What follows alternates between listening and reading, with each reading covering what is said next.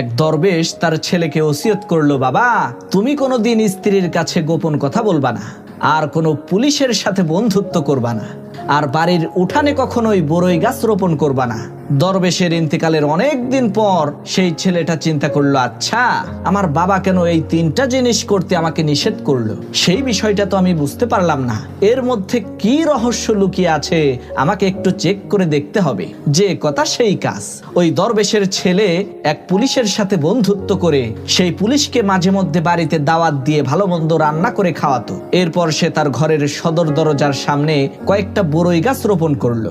এরপর সে বাজার থেকে বড় একটা ডাব আর একটা গামছা কিনে সেই ডাবটাকে গামছার মধ্যে দিয়ে একটু লাল রং লাগিয়ে রাতের বেলায় তার স্ত্রীর কাছে এসে বলল, এই আমি তো একটা মানুষকে মার্ডার করে ফেলেছি, এই যে দেখো ওর মাথা নিয়ে এসেছি, এখন আমার সাহায্য প্রয়োজন, তুমি আমাকে একটু সাহায্য করো। তো তারা স্বামী স্ত্রী দুইজন মিলে গামছার মধ্যে থাকা ওই ডাবটাকে বাড়ির পাশের একটা জঙ্গলের মধ্যে পুঁতে রাখলো।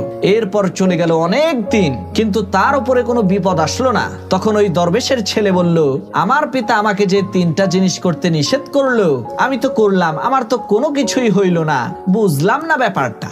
এরই মধ্যে হঠাৎ করে সেই লোকটার সাথে তার স্ত্রীর তুমুল ঝগড়া শুরু হয়ে গেল। তখন তার স্ত্রী তাকে হুমকি দিতে লাগলো যে আমি কিন্তু তোমার সব গোপন কথা মানুষকে বলে দেব। যে কথা সেই কাজ। তার স্ত্রী তারই পুলিশ বন্ধুর কাছে যে মাথার মুন্ডু পুঁতে রাখার কথা বলে দিল। সেই পুলিশ এসে জঙ্গলের মধ্য থেকে মাথার মুন্ডুটা তুলে দেখে সেটা একটা ডাব। পুলিশ বলল, এটা তো ডাব। লোকটার স্ত্রী বলল, আরে না, আমার স্বামী মাথার মুন্ডুটাকে সরিয়ে এখানে ডাব রেখে দিয়েছে। লোকটার স্ত্রীর কথা বিশ্বাস করে পুলিশ লোকটাকে উদ্দেশ্য করে বলল, ইউ আর আন্ডার অ্যারেস্ট। পুলিশের এই কথা শোনা মাত্রই লোকটা পালিয়ে যাওয়ার জন্য দিল এক দৌড়। কিন্তু দুর্ভাগ্য, বাড়ির সদর দরজায় থাকা বড়ই গাছের কাঁটা তার পায়ে বেঁধে গেল।